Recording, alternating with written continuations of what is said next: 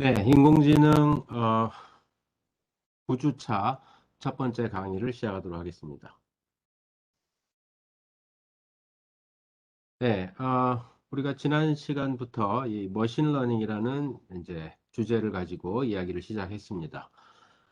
첫 번째 시간에 어떤 얘기를 했는지 우선 리뷰를 좀 하면서 시작하도록 하겠습니다. 네, 우선 머신러닝이라는 것은 우리가 어떤 시스템이 그 반복적인 태스크를 수행하면서 혹은 그러한 태스크에 관한 과거의 데이터를 바탕으로 뭔가 성능이 개선되도록 그 시스템에 변화를 주는 것이다. 이렇게 이야기를 했습니다. 그래서 이 시스템의 변화라는 것은 이제 내부적인 그 어떤 어, 예를 들어서 판단을 하는데 기준이 되는 어떤 정보들을 새로 습득을 한다든지 변경을 한다든지 그런 걸 얘기하는 거겠죠. 세 가지 타입을 얘기했는데 하나는 supervised learning, 감독 학습이었고 이것은 어떤 그 데이터와 그 다음에 그 경우에 정답에 해당하는 내용을 같이 줌으로써 시스템은 그 내용으로부터 그 데이터로부터 어떤 일련의 일반화 과정을 수행해서 새로운 데이터에 대해서 또 답을 낼 수 있는 그런 모델을 찾는 거다 그랬고 unsupervised learning, 비감독 학습이라는 것은 정답이라는 개념이 없고 그냥 데이터들이 주어졌을 때 그것을 어떤 그 속성의 값이나 이런 것들로부터 클러스터링을 한다든지 그런 작업을 수행하는 걸 말한다고 했습니다. reinforcement learning은 감독 학습. 그래서 이거는 어떤 일련의 액션을 취한 후에 리워드가 주어졌을 때 그 경험을 바탕으로 해서 리워드를 최대로 하는 어떤 액션을 선택해 나가는 방법을 찾아 나가는 것. 그렇게 얘기를 했죠. 각각에 대해서 우리가 살펴볼 텐데 우리는 주로 supervised learning에 대해서 이야기를 할 거라고 했습니다.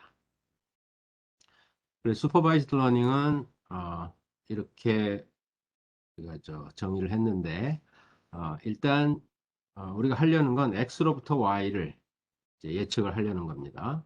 x는 인풋 데이터로서 여러 개의 속성 값으로 표현되고 y는 아웃풋 정답으로서 우리가 이걸 클래스 레이블 이렇게 얘기를 했고 이제 데이터는 어떤 x에 대해서 y는 이것이다 라는 example들이 주어지는 게 데이터죠. 그러면 학습이라는 것은 데이터를 이용해서 x에서 y를 예측하게 하는 어떤 모델 또는 클래시파이어를 찾는 것입니다.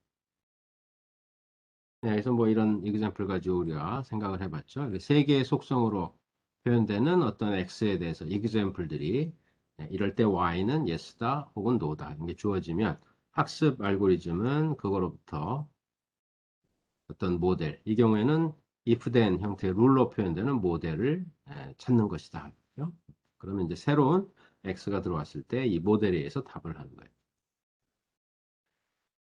네, 어떤 그 뭐 암과 관련된 진단을 한다 그랬을 때 그럼 환자에 대한 데이터가 x 거기에 따라서 y는 양성인지 악성인지를 판단하는 거다 그랬을 때 슈퍼바이즈드 러닝은 여기 예로 보여지는 것과 같이 어떤 속성 값들로 표현되는 x에 대해서 y 값이 이 경우에는 양성, 이 경우에는 악성 이런 예들이 주어지면 이거로부터 모델을 얻어서 새로운 환자가 있을 때 그 환자에 대한 y 값을 결정하는 모델을 우리가 찾는 거고 네, 이미지를 인식 또는 분류하는 문제 마찬가지로 이때 이미지 x라는 것은 픽셀 값들로 표현되는 거죠. y는 내가 이제 결정하고자 하는 어떤 클래스 값이다. 그러면 여기 보여지는 example은 어떤 컬러 이미지에 대해서 이것이 10개의 클래스 중에 뭐냐를 결정하는 거라면 supervised learning 하는 것은 x로부터 y를 매핑하는 어떤 모델을 어쨌든 찾는 겁니다. 네, 우리가 첫 번째로 본 건 디시전 트리를 학습하는 건데 디시전 트리라는 것은 이제 모델을 표현한 한 가지 방법으로서 이 트리 형태로 모델이 나타나는 거죠. 이때 트리의 그 인터널 노드는 x를 표현하는 속성들이고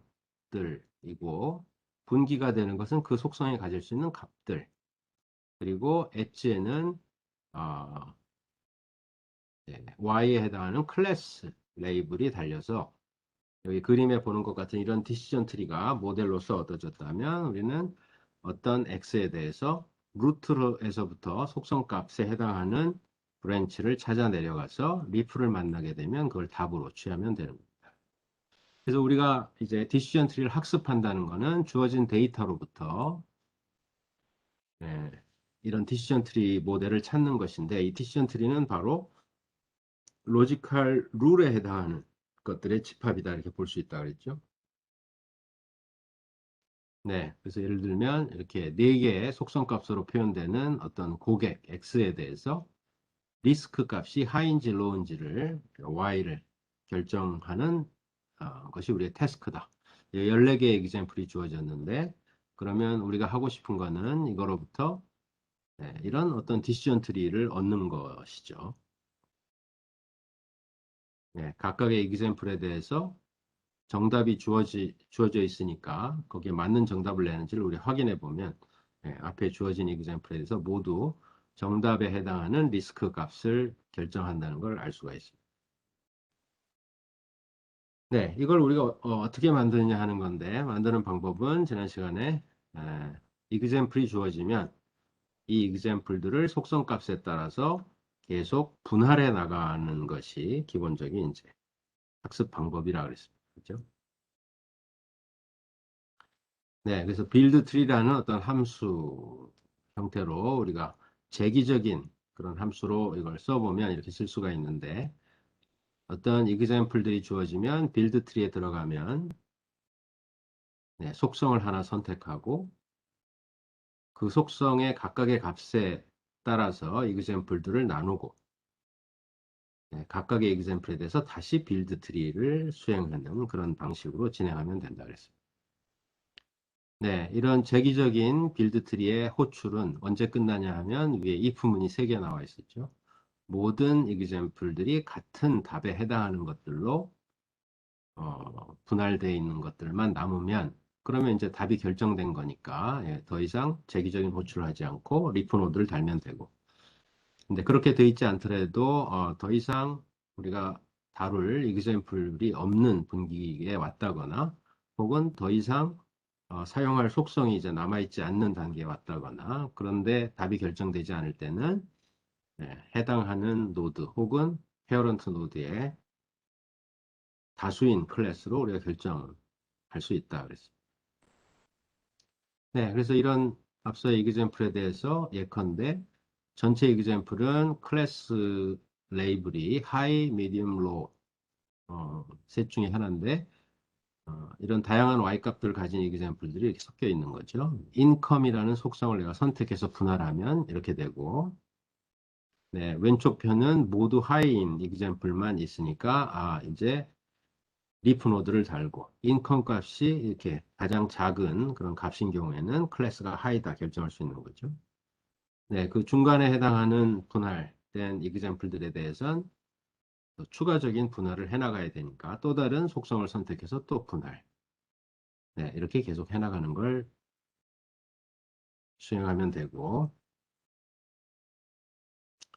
네, 이때 어떤 속성을 우리가 선택해서 분할을 해나가냐에 따라서 얻어지는 모델은 다를 수가 있는데, 즉, 디시전 트리의 모습은 다를 수가 있는데, 우리는 가능한 단순한 그런 모델을 선호한다. 그렇죠?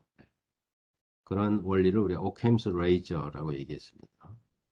밑에 함수의 어떤 그 추정에도 주어진 데이터에 부합하는 아주 복잡한 함수와 단순한 함수가 있다면 이때 x와 y의 관계는 단순한 함수로 표현하는 것이 맞다 이거죠.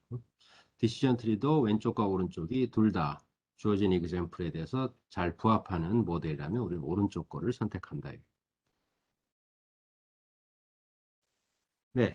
지난 시간에 거기까지 얘기를 했고, 오늘은 이 디시전 트리와 관련해서, 제일 핵심적인 내용은 그러면 과연 속성을 우리가 어떻게 선택해서 분할을 해나가면 가장 컴팩트한 그런 모델을 얻을 수 있는지 그 내용을 보고, 그 다음에 이제,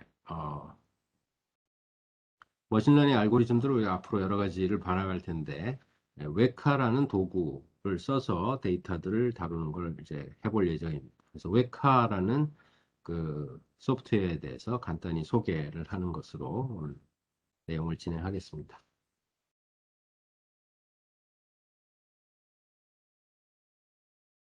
네, 먼저 그 속성을 선택하는 기준을 우리가 정보 이론을 바탕으로 한 어떤 기준을 사용할 텐데, 정보의 양이라는 것의 개념부터 한번 보도록 하겠습니다.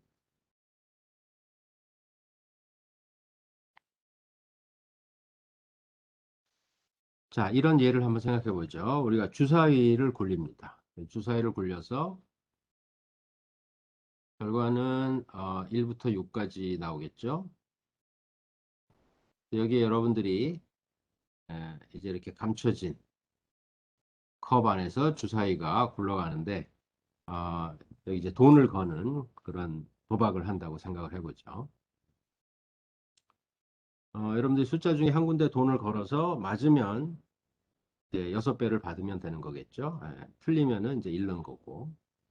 자, 그랬을 때 누가 옆에서 여러분들한테 어떤 정보를 제시합니다.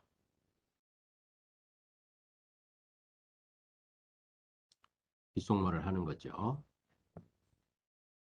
뭐라고 하냐면 이 주사위를 컵 안에서 이렇게 흔들었는데 옆에 누가 와서 야 내가 좀 그 주사위가 지금 어떻게 됐는지를 옆에 살짝 봤다 이렇게 얘기를 하는 겁니다. 네, 그런 메시지를 전달하는 거죠 여러분들한테.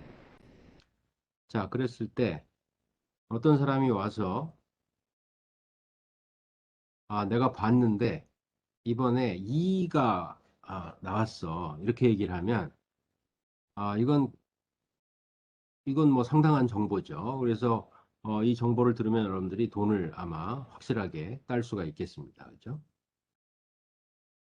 근데 만약에 누가 와서 보기를 내가 보긴 봤는데 확실한 건 아니고 근데 확실히 아니, 그러니까 어떤 숫자인지까지는 모르지만 내가 짝수라고 확실히 봤어 라고 얘기를 하면 네, 혹은 뭐 눈금이 꽤 많은 쪽이었어 뭐 이렇게 얘기를 하면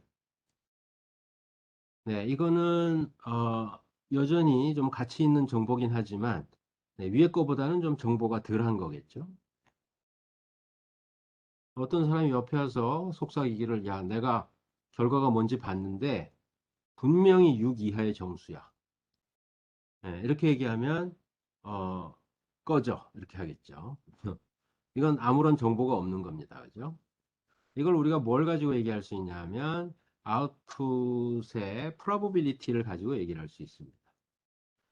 1부터 6까지의 정수야 이렇게 얘기하는 건 이건 이미 확률이 1인 결과를 얘기하는 거기 때문에 이건 아무런 도움이 안 되는 거죠. 예, 정보가 없다. 확률이 2분의 1인 결과에 대한 이야기를 하면 이것은 약간 정보가 있는 거고 확률이 굉장히 낮은 거에 대해서 이야기를 하게 되면 네, 이건 가장 정보가 많은 거다 이렇게 얘기할 수가 있겠습니다. 네, 그래서 우리가 정보량을 정의할 때 특정한 아웃컴에 대해서 확률이 낮을수록 확률이 굉장히 낮은 아웃컴에 대한 확률이 굉장히 낮은 이벤트에 대한 메시지를 전달할 때 가장 정보량이 많다 이렇게 얘기할 수가 있고 즉 확률의 역수라는 거죠. 그 다음에 우리 이그젬플에서 본 것처럼 확률이 1인 것에 대해서는 정보량이 제로인 것이다. 네, 그래서 정보량을 우리가 이렇게 정의할 수가 있습니다. 확률의 역수로서 P분의 1, 어떤 메시지의 확률이 P일 때 P분의 1, 거기다가 2를 밑으로 하는 로그를 씌우면 네, 이것이 바로 이런 조건을 만족하는 정보량의 정의가 될 수 있죠. 어떤 메시지의 정보량은 로그 P분의 1. P분의 1이 P의 마이너스 1 쓰이니까 로그의 성질에서 마이너스 로그 P 이렇게 쓸 수가 있겠습니다. 자, 예를 들어서 여러분이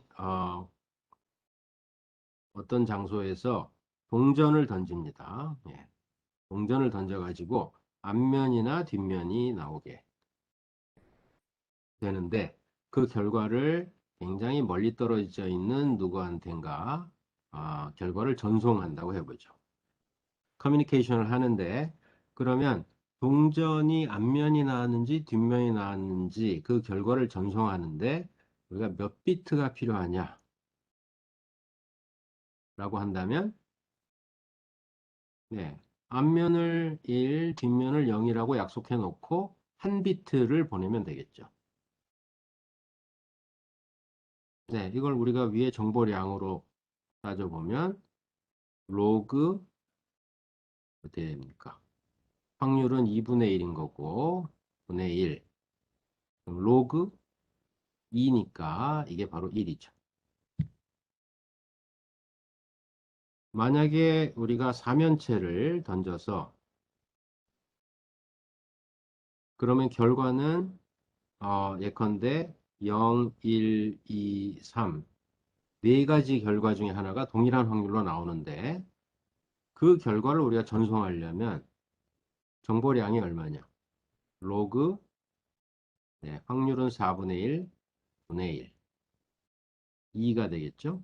네, 2비트가 필요합니다. 네 가지 결과가 동일한 확률로 나올 때 우리는 2비트를 이용해서 00, 01, 10, 11로 약속을 하고 보내면 되겠죠. 그래서 이게 여기 말한 정보량이라는 것이 우리가 정보이론에서는 그 정보를 우리가 전송하는 데 필요한 비트 수를 나타낸다. 이렇게 볼 수도 있겠습니다. 자, 이것이 정보량인데 이걸 바탕으로 우리가 어떤 집단의 엔트로피라는 것을 정의하겠습니다. 자, 어떤 메시지 M1에서 MN까지의 집합 M이 있다고 해보죠. 네, 각각의 메시지는 또 각각의 이런 확률이 있습니다. 네, 그럼 이때 이 집합의 엔트로피는 각각의 메시지의 정보량의 평균으로 정의합니다. 그러니까 즉, 각각의 메시지의 정보량이 있을 때 거기에 그 메시지가 나타날 확률을 곱해서 각각 더하면 그것이 이제 평균 혹은 기대값이 되겠죠. 정보량은 우리가 마이너스 로그 P라고 했으니까 즉 엔트로피는 이렇게 정의된다. 모든 엘리먼트에 대해서 마이너스 P 로그 P를 더한 것이 엔트로피다. 이렇게 우리가 정의하겠다는 거죠. 자, 그러면 엔트로피가 갖는 의미가 뭔지를 이런 세 가지 경우에 대해서 엔트로피 값을 구해서 한번 따져보겠습니다. 자, 내가 만약에 어떤 집단이 하이 아니면 로우인데 하이와 로우가 두 개씩 섞여 있다. 자, 이런 경우에 이 집단의 엔트로피를 우리가 따져보면 위의 정의에 따라서 마이너스 각각이 2분의 1이니까 마이너스 2분의 1 로그 2분의 1, 또 마이너스 2분의 1 로그 2분의 1, 마이너스 P 로그 P를 합한 거죠. 이게 어떻게 됩니까? 로그 2분의 1이 마이너스 1이니까 이건 2분의 1 플러스 2분의 1, 1.0이 되죠. 자, 혹은 H와 L이 있는데 두 개가 하나는 4분의 3, 하나는 4분의 1의 확률로 구성되어 있다고 하면 네, 마이너스 P 로그 P, 마이너스 P 로그 P 계산해 보면 네, 이건 실제 계산하면 1보다는 약간 작은 값이 됩니다. 0.8 정도겠죠. 네, 만약에 H와 L이 있는데 한쪽은 확률이 1이고 한쪽은 확률이 0이다. 그러면 마이너스 P 로그 P. 근데 로그 1이 0이죠. 한쪽은 마이너스 P 로그 P인데 여기 0이 곱해지니까 이것도요. 따라서 결과는 0입니다. 자, 이것이 그래서 의미하는 바는 어, 우리가 물리나 화학에서 엔트로피를 얘기하는 것과 비슷한 개념으로 어떤 집단이 고른 확률로 섞여 있으면 엔트로피가 높고 네, 어느 한쪽으로 확률이 쏠리게 되면 엔트로피는 낮아집니다. 그래서 만약에 두 개의 엘리먼트만 있는 경우에 확률이 1부터, 아니, 0부터 1까지 있겠죠? 네. 동일한 확률이면 2분의 1이 될 테고, 엔트로피는 예, 양쪽이 같은 확률로 섞여 있을 때 가장 높고, 네, 어느 한쪽으로 쏠리게 되면 좀 작아지고, 네, 완전히 어느 한쪽이 되면 0이 됩니다. 반대도 마찬가지겠죠. 이런 값을 갖는 어, 것이 이제 우리의 엔트로피다 이거죠. 자, 이걸 가지고 우리가 이제 디시전 트리를 학습해 나갈 때, 디시전 트리 모델을 찾을 때 속성을 선택하는 데 이용할 수 있습니다. 자, 예를 들어서 우리가 하는 건 뭐냐면 주어진 이그젬플들을 속성 값에 따라서 계속 분할해 나가는 거였죠. 그래서 만약에 현재 이그젬플이 네, 이렇게 주어졌는데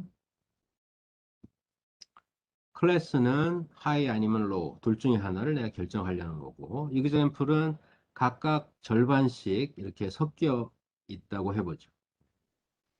그러면 이 집단 전체의 엔트로피는 1.0입니다. 자, 세 개의 속성으로 표현되는 X인데 데이터인데 내가 만약에 전체 이그젬플을 이제 분할을 한번 해봤더니 F1이라는 속성을 셋 다 바이너리 그 속성이라고 생각해보, 불리한 속성이라고 생각해보죠. 그래서 F1 값이 예를 들면 뭐 yes, no 혹은 0, 1 이런 거예요. 그래서 분할을 해봤더니 이런 집단으로 나뉘었다면 자, 나눈 이후에 이 집단의 엔트로피는 얼마냐면 네, 각각이 2분의 1의 확률로 지금 섞여 있기 때문에 이것도 왼쪽도 1.0, 오른쪽도 1.0이니까 분할된 이후에 기대되는 집단의 엔트로피는 1.0입니다.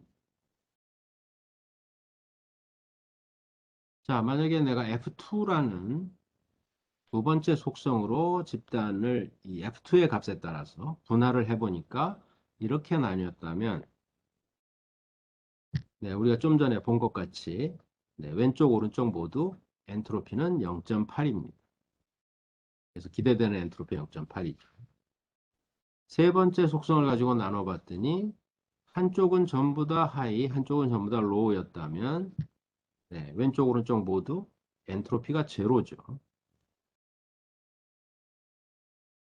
네, 이랬을 때 우리가 어떤 속성을 선택해서 모델을 만들 거냐면 네, F3죠. F3를 선택해서 분할하면 바로 리프 노드가 달리는 거죠. F3 값이 왼쪽이면 답은 하이고 오른쪽이면 답은 로우입니다. 예, 당연히 이것을 선택하는 게 더 좋고 네, 그런데 첫 번째와 두 번째는 그렇게 엔트로피 제로로 지금 가서 우리가 리프 노드 결정되는 건 아니지만 둘 중에 어느 쪽이 좋다고 볼 수 있냐면 F2가 더 낫다 이렇게 얘기할 수가 있죠. 왜냐하면 F2로 분할했을 때 여전히 섞여 있지만 어느 한쪽으로 더 치우치니까 네, 그 다음에 분할했을 때 어, 엔트로피가 제로, 즉 리프 노드를 달게 될 가능성이 더 높겠죠. 네, 그래서 이 순서가 밑에 써 있는 것처럼 F1보다는 F2가, F2보다는 F3가 분할 후에 더 엔트로피가 낮은 집단을 만든다 하는 거고 그 말은 무슨 소리냐면 F1보다는 F2, F2보다는 F3가 하이 또는 로우 클래스를 결정하는데 더 많은 정보를 제공한다 이렇게 볼 수 있습니다. 네, 극단적인 경우를 보면 F3를 가지고 분할했을 때는 혹은 F3라는 속성의 값을 보면 엔트로피가 제로로 떨어지죠. 네, F3가 우리가 필요한 모든 정보를 다 가지고 있다고 볼 수가 있습니다. F1을 선택해서 분할을 해보면 1.0에서 1.0 하나도 엔트로피가 안 떨어지죠. 이 말은 F1은 아무런 정보를 주지를 못한다 이렇게 표현할 수가 있는 거죠.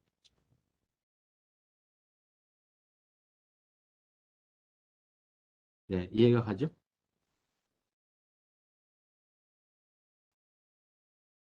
네, 그래서 우리는 이제 이 개념을 이용해서 속성을 선택할 때, 여기 피처 셀렉션이라고 되어 있죠. 속성을 선택할 때 어떤 속성을 선택하냐면 엔트로피를 가장 많이 떨어뜨리는 속성을 선택합니다. 그 속성 값을 확인하고 분할을 했을 때 엔트로피가 가장 많이 떨어지는 거. 극단적인 경우는 엔트로피가 제로로 떨어지는 거고 그러면 바로 리프노드가 달리는 거죠. 결정이 돼서.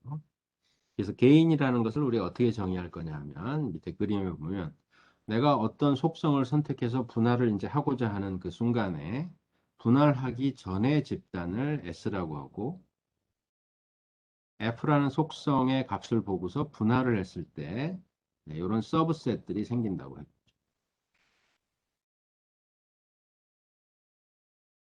네, 그러면 F라는 속성 값을 확인하기 전에 엔트로피가 있을 겁니다.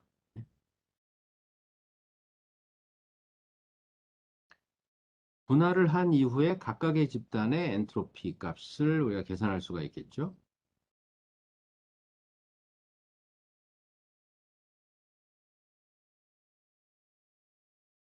네, 이것들의 평균을 계산해서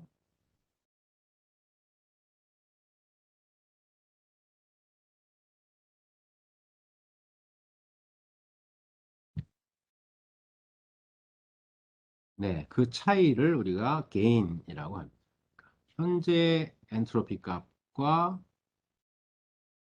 내가 선택한 속성의 값에 따라서 분할한 이후에 엔트로피의 기대값, 이 두 개의 차이를 우리가 게인이라고 하겠다는 거고, 네, 밑에 식을 보면 위에 써 있는 거죠. 바로 ES와 ES에서 뭘 뺀 거냐면, 네, 각각의 분할된 집단의 엔트로피의 기대값.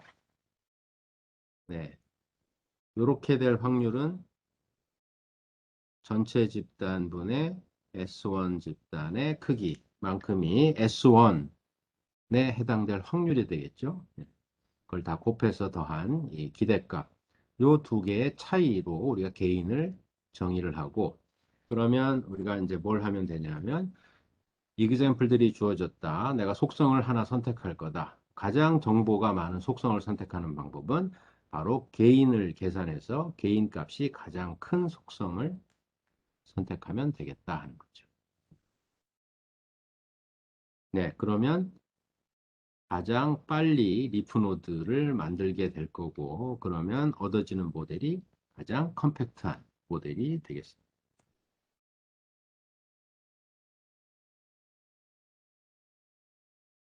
네, 그래서 우리의 example, 어디 있죠? 네, 여기 지금 다시 보이진 않고 있는데, 네, 우리가 계속 봤던 이 example에서, 그러면, 네, 이 x에서 y를 결정하는 디시전 트리 모델을 우리 학습할 건데, 처음에 속성을 뭘 선택할 거냐. 이게 네 가지가 있는 거죠. 네, 이런 속성, 이런 속성, 이런 속성. 네 가지의 속성이 있는데 그 중에 뭘 선택할 거냐를 이 example 가지고 우리가 개인을 계산해서 결정하겠다는 거고, 네, 계산하는 거 일부만 여기서 보면 이렇습니다. 전체 집단은 네, 6개의 하이 클래스, 3개의 미디엄 클래스, 5개의 로우 클래스 example이 있어서 14분의 6, 14분의 3, 14분의 5의 확률로 섞여 있다 볼 수가 있는 거죠. 네, 그래서 전체 집단의 엔트로피는 우리가 어떻게 계산한다 그랬냐면 마이너스 P 로그 P를 계산한다 그랬죠. 따라서 네, 계산해 보면 1.53이라고 볼 수가 있습니다. 자, 이제 내가 income이라는 속성을 가지고 디시전 트리를 만들기 시작한다. 생각해서 이 example들을 분할을 해보면, 네, 이거 뭐 지난 시간에 봤던 거죠. 이렇게 세 개의 집단으로 분할이 되는데, 각각의 집단의 이 클래스의 분포는 이렇습니다. 그래서 가장 왼쪽의 경우에는 우리가 답은 하이다. 이렇게 결정할 수가 있다 그랬죠. 자, 이 각각의 집단의 엔트로피를 우리가 계산해 보면 첫 번째 집단의 엔트로피는 한쪽으로 완전히 몰려 있으니까 엔트로피 제로겠습니다. 그죠? 두 번째 집단의 엔트로피는 뭐 왼쪽에 식이 다 나와 있는데 2분의 1의 확률로 지금 두 집단으로 나뉘어 있죠. 네, 1.0이고. 네, 세 번째 집단은 네, 확률 제로로 하이, 확률 6분의 1로 미디엄, 확률 6분의 5로 로우로 섞여 있어서 우리가 엔트로피를 계산해 보면 0.65 정도 된다. 이렇게 얘기할 수 있습니다. 자, 그럼 이것들의 기대값을 우리가 계산해 보면 가장 왼쪽 집단이 14분의 4, 그 다음 집단도 14분의 4, 네, 그 다음에 전체 중에 6개가 14분의 6 확률로 0.65인 엔트로피를 갖게 되겠죠. 따라서 이걸 전부 다 기대값을 계산하면 어, 아마 0.56 정도 되는 것 같습니다. 네, 따라서 인컴이라는 속성값을 우리가 확인하면 엔트로피는 1.53에서 0.56으로 떨어진다 하는 얘기고, 네, 이건 인컴이라는 속성값이 상당한 정보를 가지고 있다는 얘기죠. 게인은 0.53에서 1.53에서 0.56을 빼면 0.97이 되겠습니다. 이것이 인컴이라는 속성의 게인 값인 거죠.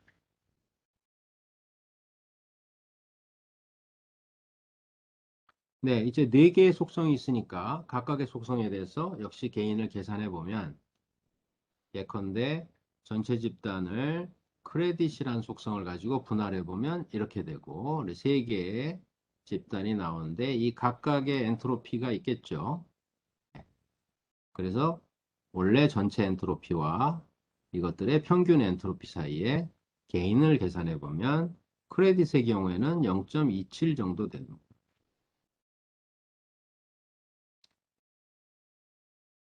또 마찬가지로 그 다음 속성을 가지고 해보면 0.58 정도고 그 다음 속성은 0.76 정도를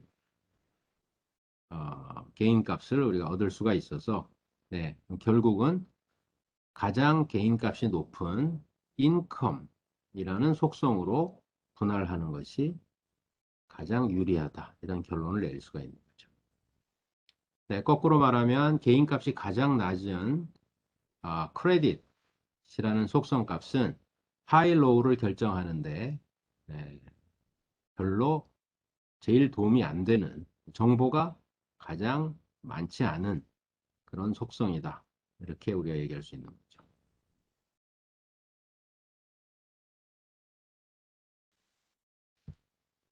네, 혹시 여기까지 질문 있는 게 있을까요?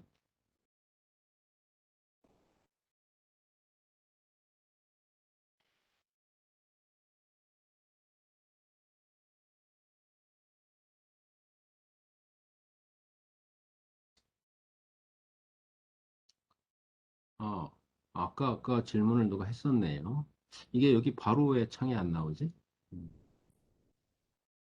네, 앞서 로그를 씌우는 이유 이야기했죠? 네, 확률이 1일 때 값이 제로가 되도록 확률의 역수를 취하는데 값이 1일 때 제로가 되도록 하려고 지금 로그를 취해서 표현한 겁니다. 그리고 그렇게 할 때 우리가 이제 디지털에서 비트로 우리가 정보량을 표시하게 된다.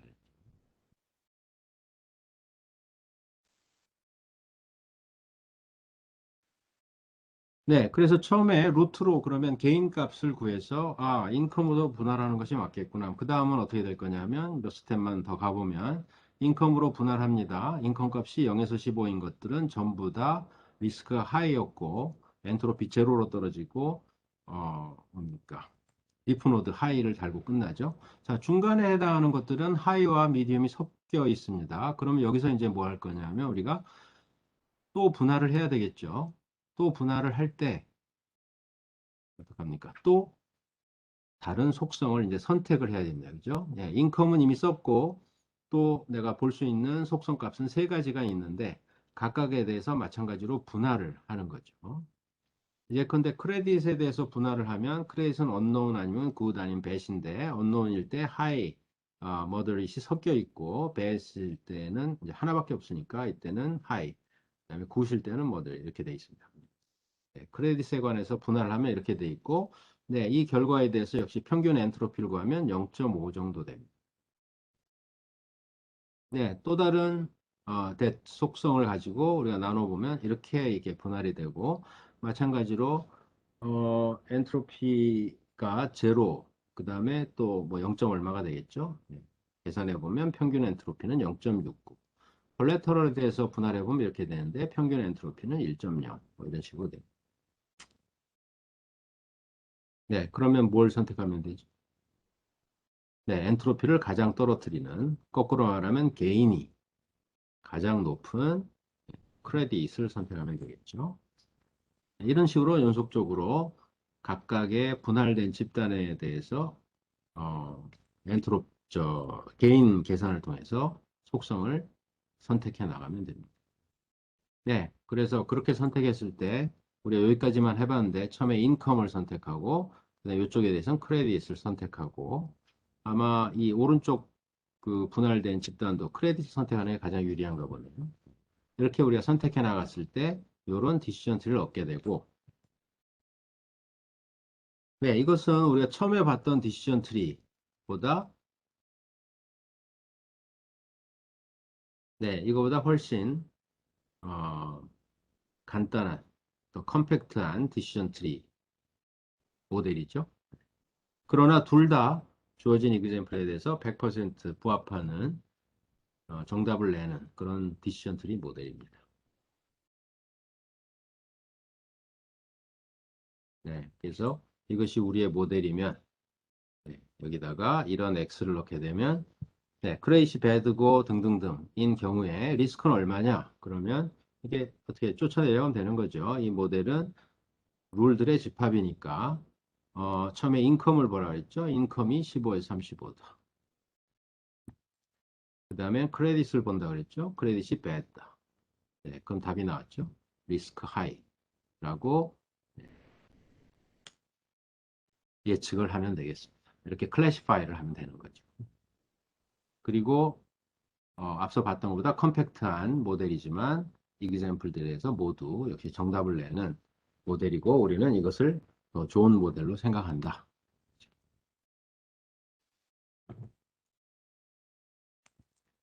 네, 디시전 트리에 대해서 뭐 중요한 얘기는 다 했습니다. 그런데 여기에 또 속성 값들이 디스크리트한 거냐, 연속적인 거냐, 또는 트리를 끝까지 예, 완벽한 결론 올 때까지 계속 분할을 해 나갈 거냐, 뭐 중간에서 멈출 거냐 등등 여러 가지 이슈들이 있습니다. 그런 걸 우리가 다 자세히 다루진 않겠고, 연속적인 값을 갖는 경우에 어떻게 하는지만 잠깐 살펴보면, 예컨대 이 example은 여러분들의 키와 몸무게를 바탕으로 여러분들의 학점을 예측한다 라고 생각을 하고 이 example 데이터가 있는 겁니다. 즉, 학생은 두 개의 속성으로 표현되는데 둘 다 연속적인 값을 갖는 거죠. 하이, 로우 이런 게 아닙니다. y는 이제 a 아니면 f다. 두 개의 클래스 중에 하나로 되는 겁니다. 자, x1, x2가 연속적인 값이니까 오른쪽에 있는 것 같이 뭐죠? 평면상의 데이터들을 쭉 이렇게 표시할 수가 있겠죠. 자, 이런 연속적인 값을 갖는 속성에 대해서는 디시전 트리를 어떻게 적용할 건지 했을 때, 네, 우선은 이 속성 값을 이 디스크리트한 어떤 값으로 변환한 다음에 디시전 트리 알고리즘을 적용할 수 있겠습니다. 그죠? 예를 들면 몸무게를 그냥 실수 내지는 정수로 돼 있는 것을 내가 어떤 구간은 뭐 헤비, 어떤 구간은 중간, 어떤 구간은 뭐 라이트 이렇게 구분을 한다든지 음, 뭐 키도 마찬가지로 뭐 크다 작다 내지는 3개, 4개 정도의 구간으로 구분해서 우리가 그걸 디스크리타이즈 한다고 하거든요. 디스크리타이즈 한 다음에 적용해도 되고 네, 혹은 그냥 이런 연속적인 값을 갖는 속성을 그대로 이용하는 경우에는 디폴트는 우리가 바이너리 스플릿을 할 수가 있습니다. 즉 모든 연속적인 속성을 전부 다 크다 작다로 예컨대 나눈다고 생각하면 되는 거죠. 네, 그럴 때 그러면 예를 들어서 이 키를 내가 170을 기준으로 나눌 건지 165를 기준으로 나눌 건지 이런 기준이 이제 있어야 되겠죠. 네, 그 기준을 우리가 역시 엔트로피를 가지고 가장 적절한 분할점을 찾을 수가 있겠습니다. 자, 만약 그냥 그림으로만 볼까요? 그림으로 오른쪽에 있는 것과 같이 데이터들이 분포한다면 내가 예를 들어서 x1을 둘로 나눌 때 네, 뭐 여기를 기준으로 나눌 수도 있겠고 여기를 기준으로 나눌 수 있겠고 뭐 기준점이 다양하게 잡힐 수가 있겠죠. 그러면 엔트로피를 가지고 우리가 분할점을 찾는다는 것은 이 각각의 가능한 기준점들에 대해서 나누어 봤을 때 언제 개인이 높은가를 계산해 볼 수가 있겠습니다. 그죠? 즉 여기 만약에 10개의 데이터가 있다 그러면 나눌 수 있는 분할점은 아마 9개가 될 것 같은데 그죠? 예컨대 내가 여기를 기준으로 두 집단으로 분할할 수도 있고 여기를 기준으로 두 집단으로 분할할 수도 있고 그죠? 그랬을 때 각각 어, 각 집단이 어떻게 이제 이 경우엔 A와 F 클래스가 섞여 있냐를 가지고 우리가 엔트로피를 계산하고 개인을 계산해 볼 수가 있겠죠. 그 중에 가장 높은 개인 값을 갖는 걸로 우리 스플릿해서 바이너리로 속성을 바꾸어서 모델을 찾을 수가 있습니다. 그래서 이 경우에는 예를 들면 그렇게 찾아봤더니 X1의 경우엔 여기서 나누는 게 가장 어, 개인이 높고 바꿔 말하면 엔트로피를 떨어뜨리고 네, 그럼 사실 이 경우에는 왼쪽 X1이 왼쪽 그 값 영역에 있는 경우에는 값이 결정되죠. A라고 결정됩니다. 그죠? 오른쪽은 이제 A와 F가 섞여 있게 되는데 이 경우에도 그럼 X2 값에 대해서 가능한 모든 바이너리 스플릿 포인트에 대해서 개인을 계산해 보면 네, 이렇게 나누는 것이 양쪽 다 엔트로피가 제로로 떨어지니까 가장 좋은 선택이 되겠죠. 그러면 우리의 모델은 간단하게 결정이 이렇게 됩니다. 네, 우리의 바이너리 트리는 맞죠. 디시전 트리는 x1 값이 네, 예컨대 여기가 지금 170이란 얘기죠. 170 기준으로 크냐 작냐. 작으면 무조건 A고 네, 큰 쪽에 있다면 x2는 예컨대 85를 기준으로 크냐 작냐. 네, 이렇게 나누면 답이 결정된다는 거죠. 네, 이게 이제 연속적인 속성 값을 어, 개인 값을 기준으로 적절한 바이너리 스플릿 포인트를 찾아서 디시전 트리를 구성한 예가 되겠습니다. 네, 무슨 말인지 알겠죠? 음. 네, 여기까지 해서 디시전 트리에 관한 얘기를 마치려고 합니다. 혹시 질문이 있으면 해주세요.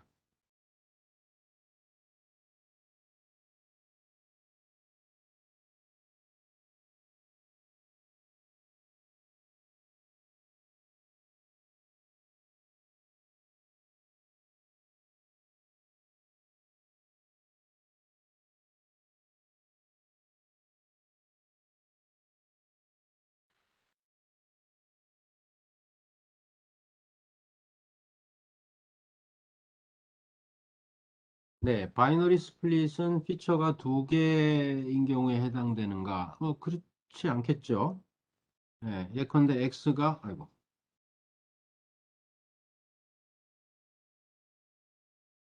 네, x가 만약에 속성 1, 속성 2, 속성 3, 뭐 더 있을 수도 있습니다. 그다음에 y가 예를 들어서 여기서처럼 뭐 하이로다 만약에 yes, no로 해보죠. yes, no, yes, no로 했을 때 이 각각에 대해서도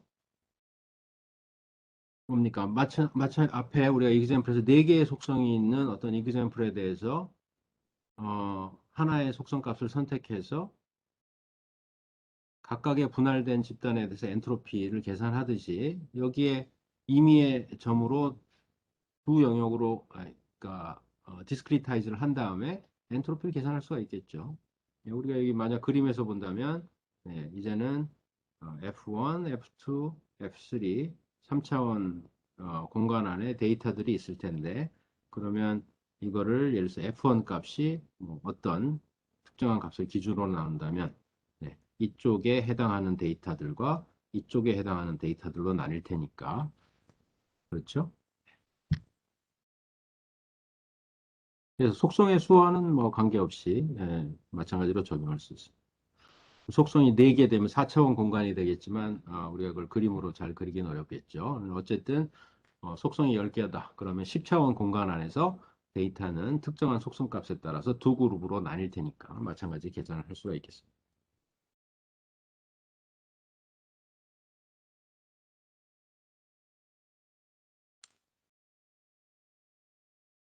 네, 그러면 남은 시간에는 이제 우리가 그 다른 이 학습 모델들에 대해서, 그러니까 다른 모델을 학습하는 알고리즘들에서 이제 여러 가지 얘기들을 해나갈 텐데, 네, 그 전에 남은 시간에 그 얘기한 웨카라는 소프트웨어에 대해서 간단히 한번 보고 마치도록 하겠습니다.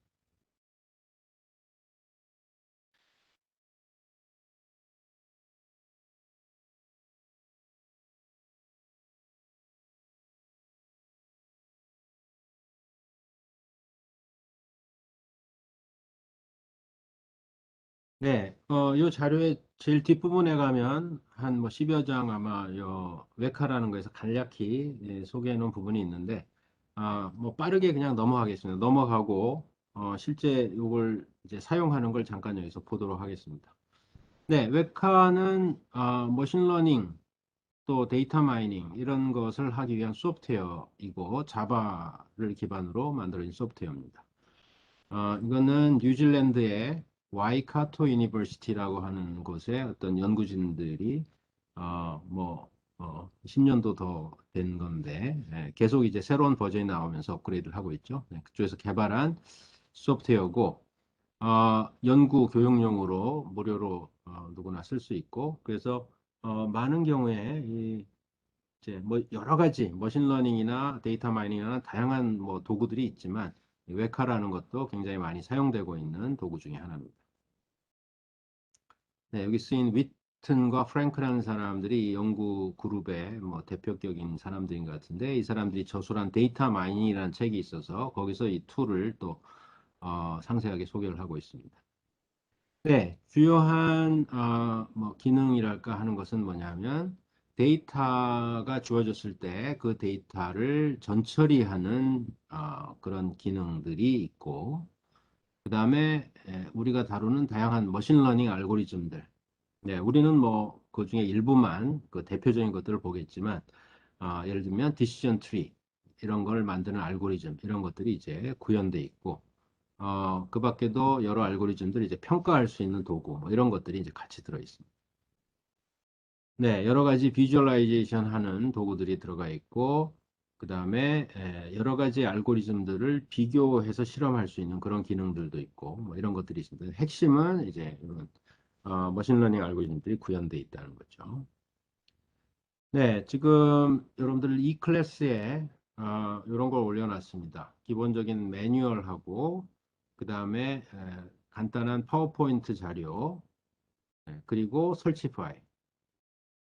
네, 근데 이 설치 파일은 사이즈가 커서 이 클래스에 뭐 안 올라가는 것 같아서 그냥 그 링크를 여러분들한테 제공을 했습니다. 그래서 여러분들 거기 가서 링크에서 그냥 다운로드 받아서 설치를 하면 되겠습니다. 네, 설치해서 이제 좀 이따 이제 볼 텐데 처음에 스타트하면 이런 GUI 추저라는 거에서부터 스타트를 하고 이걸 사용하는 모드가 여러 개 있다 이렇게 생각하면 됩니다. 그래서 우리는 익스플로어라는 걸 가지고 할 텐데 데이터셋을 읽어서 여러 가지 머신러닝 알고리즘을 수행하고 결과를 보여주는 그런 애플리케이션이고 그 이외에도 실험 비교 이런 걸 하기 위한 프로그램 또 워크플로우를 그래피컬하게 정의해서 쓸 수 있는 그런 프로그램. 그다음에 뭐 이런 게 이제 같이 포함된 무슨 워크벤치라는 것도 있고 커맨드 라인 인터페이스가 있고 이런 것들이 있는 것 같습니다. 우리는 이제 익스플로러라는 걸 가지고 이용할 텐데 익스플로러에 가서 보면 이렇게 생겼는데 잠시 후에 여기 띄우겠습니다. 근데 여기에 위에 보면 여러 탭들이 있죠. 프리프로세스, 클래시파이 등등등. 그래서 프리프로세싱은 뭐냐 하면 데이터를 읽어들여서 전처리를 합니다. 데이터는 여러 가지 형태의 데이터 그 포맷을 읽을 수 있게 돼 있고, 필터라고 부르는 그런 도구들이 있어서, 예를 들면 우리가 앞서 잠깐 언급한 것처럼 연속적인 값을 갖는 속성을 우리가 몇 개의 디스크리트한 구간의 값으로 바꿔주는 뭐 일을 한다든지, 혹은 뭔가 값을 0에서 1 사이 값으로 전부 다 노멀라이즈를 한다든지, 특정한 그 개수의 애트리뷰트를 선택한다든지, 뭐 이런 여러 가지 굉장한 그 많은 종류의 전처리를 수행할 수 있게 되어 있습니다. 그 다음에 네, 그 읽어드리는 데이터 중에서 가장 기본적인 형태는 ARFF라는 포맷인데, 이건 뭐 굉장히 단순합니다. 기본적인 그냥 텍스트 파일이고, 어, 이런 형식을 취해서 데이터를 정의하도록 되어 있습니다. add relation 이렇게 한 다음에 이 데이터의 이름을 붙이고, 그다음에 add attribute 한 다음에 데이터의 속성들을 나열합니다. 즉 x가 있고 y가 있는데 여기 attribute라고 되어 있는 요것들이 각각 속성의 이름인 거죠. 피처의 이름입니다. 그래서 age는 얼마다. 성별은 뭐다.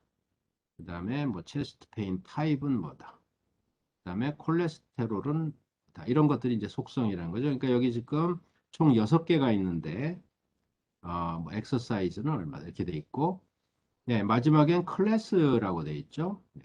그래서 보통은 따로 정의하지 않으면 마지막 속성을 우리가 클래스라고 이름 붙이고, 이것이 이제 우리가 예측하려는 y에 해당합니다. 네, 그리고 각각의 속성이 어떤 타입의 속성인지를 명시하게 되어 있습니다. 그래서 예를 들면 age는 numeric, numeric이라면 그냥 숫자라는 거죠. 연속된 실수값이고, 섹스라는 속성은 이런 중괄호 안에 쓰면 이런 값 중에 하나를 가질 수 있다. 네, 체스트 페인 타입은 네 가지 값 중에 하나를 가질 수 있는, 이런 걸 우리가 노미널이라고 얘기하죠. 콜레스테롤 값은 뉴메릭이고, 엑서사이즈 번은 이제 yes, no 중에 하나고, 네, 클래스는 여기 두 가지 값 중에 하나, 즉 내가 예측하려는 것은 프레젠트거나 not 프레젠트거나를 클래스 레이블로 예측하려고 하는 문제다. 이렇게 해석을 하면 되겠습니다. 네, 그리고 나면 at data 하고서 그 다음부터 example이 한 라인에 하나씩 주어집니다. 1번 데이터, 2번 데이터, 3번 데이터 이렇게 나가는 거죠. 네, 예를 들어서 첫 번째 데이터가 의미하는 건, 그래서 이 사람은 age가 63이고, 그 다음에 성별은 메일이고, 체스트 페인 타입은 뭐 이런 거고, 콜레스테롤 값이 233이고, 엑서사이즈 값이 노고. 그랬을 때 이 사람이 not present라는 클래스의 환자였다라는 걸 말하는 거죠.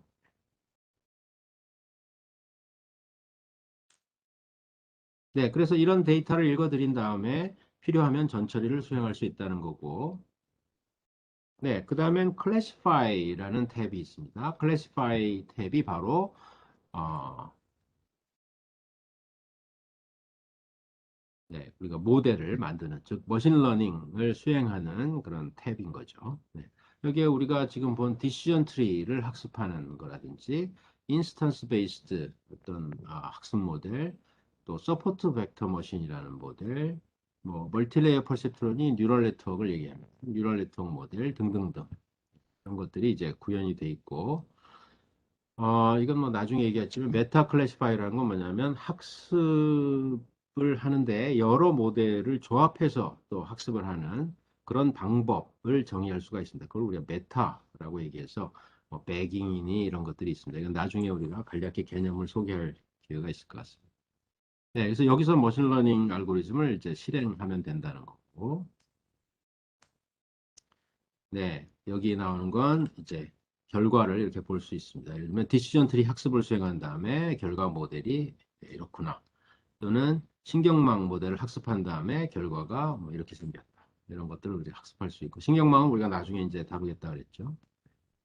네, 그 외에 이제 비주얼라이제이션 탭에 가면 그 데이터들을 그 속성에 따라서 분포가 어떤지, 또 클래스가 속성 값에 따라 어떻게 분포하는지, 뭐 그런 것들을 우리가 이렇게 비주얼라이즈 할 수 있는 그런 기능들이 있습니다.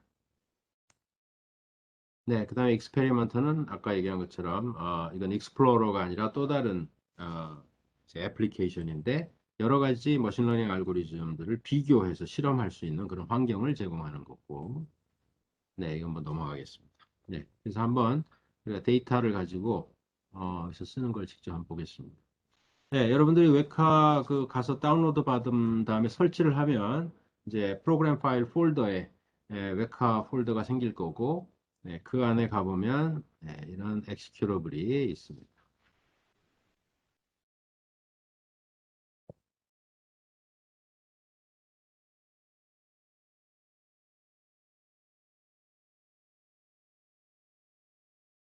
네, 뭐 데이터 그 다음에 매뉴얼 이런 것들이 있고 여기 웹카 3.8 뭐 이런 게 있죠. 네, 이것이 엑시큐러블인데 이걸 이제 실행시키면 아까 우리가 봤던 이런 그 GUI 추저가 먼저 나오고 그래서 여러분들은 익스플로어를 선택해서 클릭하면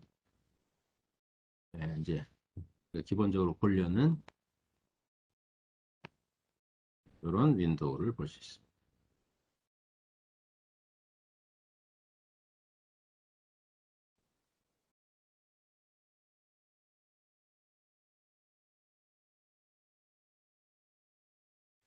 자, 아까 말한 것처럼 위에 여기 여러 개의 탭이 있죠.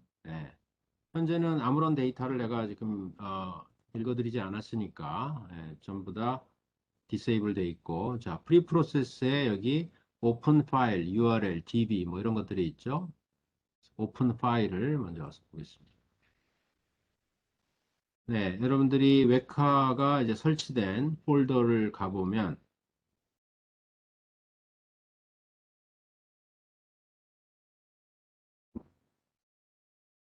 네, 데이터라는 폴더가 있어서 이 안에 여기 보다시피 ARFF라고 이름 붙은 여러 가지 이제 파일들이 기본적으로 주어져 있는 걸 볼 수가 있습니다.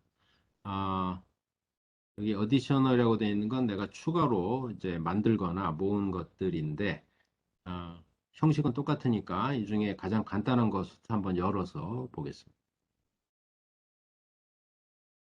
네, 론 리스크라는 이름을 가진 이 데이터 파일을 열겠습니다. 자, 이 파일은 어떻게 생긴 거냐 하면 이걸 그냥 메모장에서 열어보면 이렇게 생겼습니다. 네, 아까 우리가 본 것처럼 이 지금 데이터 파일의 이름은 론 리스크라고 되어 있고 애트리뷰트는 4개에다가 그 다음에 클래스에 해당하는 애트리뷰트가 리스크라는 이름으로 지금 되어 있습니다. 자, 이거 우리가 강의 자료에서 본 바로 그겁니다. 그래서 크레딧은 good, unknown, bad 뭐 이렇게 돼 있고 인컴 값이 셋 중에 하나. 근데 마지막에 리스크가 high, moderate, low로 돼 있어서 이걸 결정하려는 문제인 거죠.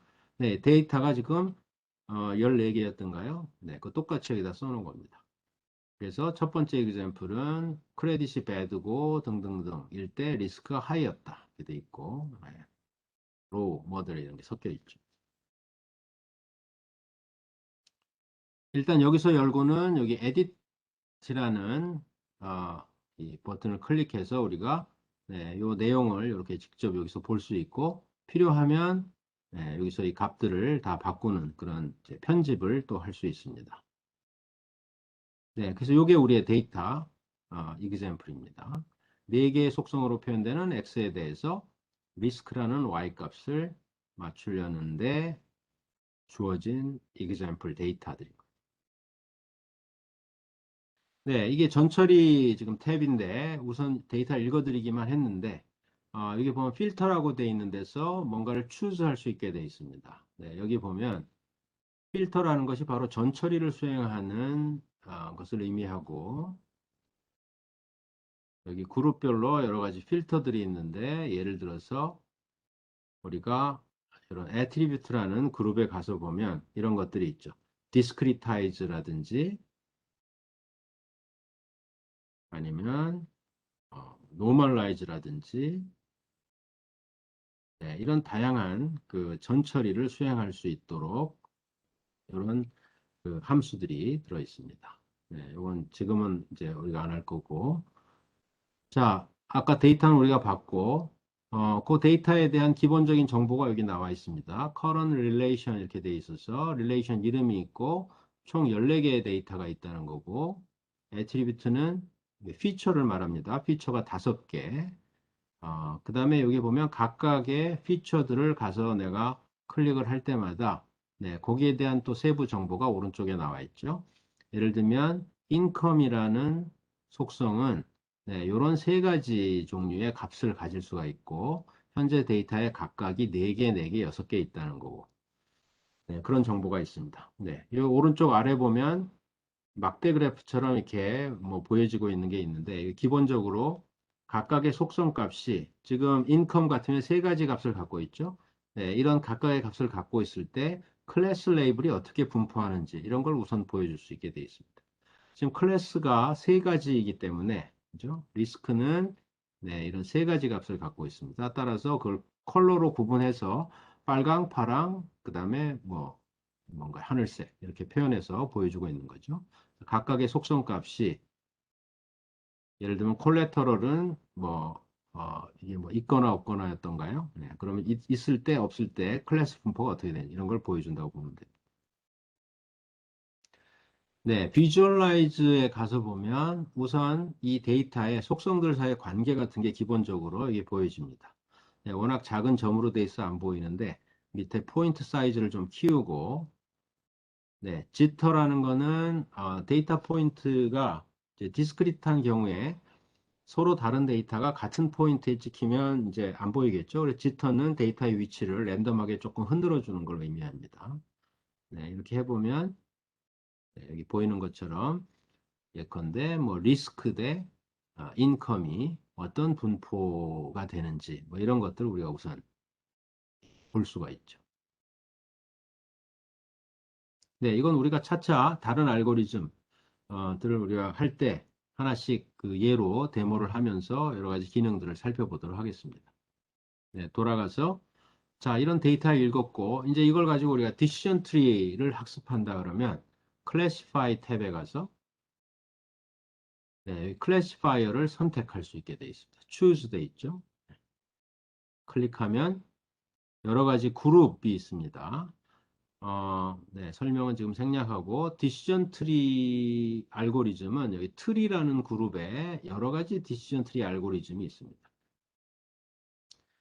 그 중에 우리가 인포메이션 게인을 계산해서 트리를 생성하는 알고리즘이 여기서는 J48이라는 이름으로 돼 있고 본래 이것의 이름은 C4.5라는 이름의 알고리즘인데 이걸 이제 J48이라고 붙여서 여기에 알고리즘이 있습니다. 그래서 여러분들이 머신러닝 알고리즘을 선택할 수가 있고 선택한 이후에 여기 가서 클릭을 해보면 다양한 옵션을 또 여러분들이 설정할 수가 있습니다. 각각의 옵션에 대해서 알고 싶으면 뭐를 클릭하면 각각의 옵션의 의미가 뭔지 이런 것들이 여기 설명이 되어 있죠. 물론 매뉴얼에 더 자세한 얘기들이 나와 있고. 자, 지금은 그냥 특별한 옵션을 설정하지 않고 학습을 진행하겠습니다. 여기 보면 그 다음에 테스트 옵션이라고 있는데 이건 학습을 어떤 데이터를 가지고 학습을 한 다음에 어떻게 정확도를 살펴볼 거냐인데 제일 기본적인 건 첫 번째 use training set이라고 되어 있는 걸 선택하면 됩니다. 이것은 지금 현재 읽어드린 모든 데이터를 이용해서 학습을 하겠다 이런 뜻입니다. 그리고 스타트 버튼을 누르면 알고리즘이 실행되게 됩니다. 지금 보면 오른편에 학습 결과가 나와 있습니다. 학습 결과는 자, 여기 실행 관련된 정보가 일부 있고 그 다음에 여기 J48 푸른드 트리라고 이 결과가 나와 있습니다. 이게 보면 트리인데 이게 뭐가 트리냐? 루트만 좀 있는 거죠. 인컴 값이 0에서 15면 하이다. 중간이면 하이, 또 크면은 로우다. 이런 그 트리가 결과로 지금 보여지고 있는 겁니다. 그때 밑에 내려가면 서머리에서 correctly classified instance. 이 비율이 정확도를 의미하는 거겠죠. 정확도 78.6%인 모델을 내가 얻었다는 거죠. 자, 지금 이거는 트리라고 하기엔 아주 단순한데 이건 우리가 이그젠플로 이제 손으로 해보았을 때 결과가 어떻다고 보여준 것과는 좀 다르죠. 네, 가서 옵션 중에 보면, 네, 밑에서 세 번째 보면 언프룬드라는 옵션이 있습니다. 이거는 이제 프루닝을 내가 할 거냐 말 거냐인데, 우리가 프루닝은 이제 뒤에 조금 언급을 하겠지만, 어떤 모델을 만들 때 이 모델이 너무 데이터에 맞춰서 상세하게 되지 않도록 트리 같은 경우에는 일부 가지치기를 할 수가 있습니다. 네, 자세한 얘기는 뒤에 하기로 하고, 그래서 이거는 가지치기를 그러면 언프룬드가 false니까, 네, 가지 않친 모델을 안 하겠다. 뭐 이런 뜻이 되겠네요. 그래서 이걸 true로 바꾸면, 네, unpruned 모델을 만들겠다는 거예요. 그러니까 나는 가지치기 같은 거 안 하고 갈 때까지 끝까지 간 모델을 원한다. 네, 그래서 다시 스타트를 해보겠습니다. 그러면 여기 지금 인컴에 대해서 나뉘고, 인컴이 5벌 35일 때 또 나뉘고 이렇게 했는데, 이게 여전히 우리가 이그젬플 했던 거하고는 조금 틀리네요. 그래서 여기 위에서부터 한 여덟 번째에 보면, 어, 미니멈 넘버 오브 오브젝트라는 또 옵션이 있습니다. 이거는 마지막 리프 노드를 달 때 하나의 데이터만 남겨져 있는 경우는 원치 않는다는 걸 지금 의미하는 것 같습니다. 그래서 나는 하나까지 가도 좋다. 우리 이그제품 워낙 단순한 거이기 때문에 네, 이렇게 또 바꾸고 한번 해보겠습니다. 네, 트리가 이제 조금 더 네, 복잡해졌죠. 인컴이 루트로 갈리고 그 다음에 또 크레딧으로 갈리고 뭐 이렇게 갈려 있는 모습을 볼 수가 있고 네, 이때 정확도는 100%를 지금 이 100%라는 건 주어진 트레이닝 이그젬플에 대해서 100% 맞춘다는 뜻이 되겠습니다. 네, 내가 방금 스타트한 그 위치에 가서 마우스의 오른쪽 버튼을 클릭하면 네, 이런 팝업 창이 나와서 지금 학습한 모델을 내가 저장할 수도 있고 네, 여기 보면 비주얼라이즈 할 수 있게 되어 있습니다. 그래서 한번 클릭을 해보면 네. 요게 지금 우리 이그젬플을 프루닝 하지 않고 끝까지 분할을 해서 만든 결과 트리를 보여주고 있죠. 이게 아마 파워포인트에 있는 그 결과하고 같은 결과가 될 겁니다. 네, 이게 디시전 트리 학습에 인포메이션 게인을 이용해서 계산한 디시전 트리 학습 결과 모델 거죠.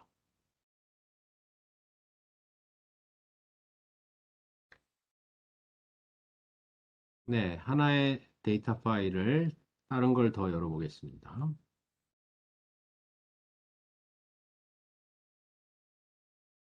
네, 이건 breast W라고 되어 있는 데이터 파일인데 여기 참고로 네, 브레스트 캔서라는 데이터 파일도 있는데 이렇게 가서 열어보면 대부분 여러분들이 만약 그 어디서 그 파일을 구한다든지 데이터를 구한다든지 혹은 여기서 제공되는 데이터 파일을 열어보면 네, 이런 내용들이 잔뜩 들어가 있습니다. 여기 퍼센트 표시가 있는 것은 이제 코멘트라는 거고 그래서 이 데이터 파일이 어디서 만든 거고 어떤 내용이고 어디 사용됐고 뭐 이런 내용들이 여기 쭉 들어가 있고 네. 이 각각의 속성들의 의미가 뭔지, 뭐 이런 것들이 다 이렇게 나타나 있습니다. 그리고서는 여기 데이터가 이렇게 쭉 주어져 있죠. 네, 지금 여기 브레스트 캔서라고 우리가 읽은 이 데이터는 가서 에딧 해서 내용을 보면 이렇게 되어 있습니다. 네, 이게 우리가 처음 첫 번째 시간에 그냥 예로 하나 들었던 것 중에 하나인데 여기 클럼프 thickness에서부터 총 9개의 속성에 대해서 열 번째 클래스는 양성이냐 악성이냐가 결정되는 그런 데이터셋입니다. 이 9개의 속성은 어떤 환자의 조직검사 결과를 나타내는 것으로서 각각의 속성은 모두 0에서 1에서 10까지의 값으로 통일되어 있고 그렇게 변환되어 있는 상태의 데이터 파일입니다. 네. 여기 보면 current relation의 정보를 보면 이건 위스콘신 브레스트 캔서라는 데이터고 총 10개, 클래스를 포함해서 10개 애트리뷰트로 되어 있고 인스턴스, 데이터의 개수는 총 699개 하는 거죠. 각각의 속성들을 우리가 가서 클릭해 보면 네, 전부 다 1에서 10까지 범위의 값으로 변환돼 있고 평균은 얼마다 이런 정보들이 같이 제공이 됩니다. 오른쪽 아래는 아까 얘기한 것처럼 각각의 클래스 분포를 나타내는 거고. 자, 이 경우에 우리가 좀 전에 선택한 그리고 결정한 옵션에 따라서 전체를 example 데이터로 디시전 트리 학습을 하면 어떻게 되는지 보겠습니다. 네, 학습의 결과는 이렇게 나와 있죠. 요거는 이제 텍스트 형태로 보여주는 겁니다. 언프룬드 트리로서 루트는 셀 사이즈 유니포머티 값에 따라서 네, 지금 바이너리 스플릿을 하고 있는 겁니다. 2를 기준으로 분할했을 때 가장 개인이 높았기 때문에 아마 이렇게 분할을 한 걸 거고 각각의 또 경우에 따라서 세부적인 분할을 해가면서 마지막에 양성이냐 악성이냐를 판단하는 데까지 가 있고 네, 이 모델의 정확도는 99.8%라고 되어 있습니다. 700개, 아까 699개의 데이터에 대해서 이 트리를 적용하면 99% 양성, 악성을 정확하게 판단할 수 있다는 거죠. 네, 아까처럼 우리는 이게 그림으로 보는 게 더 쉽겠죠. 비주얼라이즈 트리를 해보면 네, 이것도 우리가 사이즈가 이게 트리가 보통 커지게 되면 겹치게 되겠죠. 잘 안 보이는데 마우스 오른쪽 버튼을 클릭해서 팝업 메뉴 중에 Fit to Screen 하게 되면 알아서 좀 키워서 보여주게 돼 있습니다. 자, 여기 보면 네, 루트는 셀 사이즈 유니포머티로 2라는 값을 기준으로 바이너리 스플릿 하도록 모델이 지금 생성이 돼 있고 그 다음에 뭐 베어 뉴클레이 값에 따라서 등등등 내려가게 돼 있습니다. 네, 끝에 가보면 전부 다 양성, 악성 이런 그 클래스 레이블들이 마지막에 붙어 있는 걸 볼 수가 있죠. 네, 우리가 앞서 말한 그 방법에 의해서 연속적인 example 분할을 수행한 결과로 얻어진 decision tree가 되겠습니다.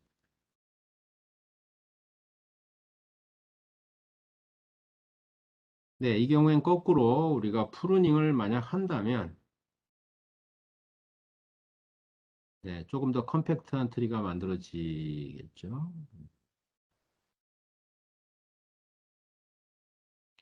네, 정확도는 98.5%로 약간 내려갔지만 네, 훨씬 더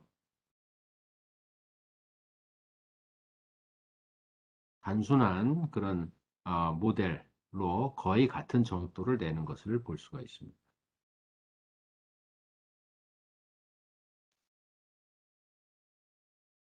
네, 그래서 일단 웹카에 대해서 가장 기본적인 몇 가지를 소개를 하고 디시전 트리를 학습한 결과들 한번 봤습니다. 나중에 여러분들 그 숙제에 홈워크에 이 웹카를 이용해서 어떤 데이터들을 우리가 이제 학습하고 이런 것들을 여러분들이 해보도록 하겠습니다. 지금 자료를 올려놨으니까 여러분들 시간 여유가 있을 때 이 설치 파일을 다운받아서 한 번씩 써보기 바랍니다. 네, 혹시 뭐 질문 있을까요? 오늘 여기서 마치면 될 것 같은데.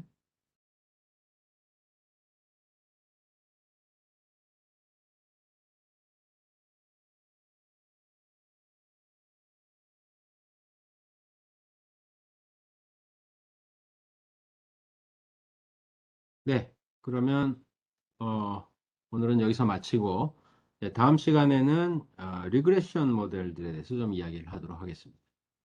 네, 오늘은 여기까지입니다. 이상입니다.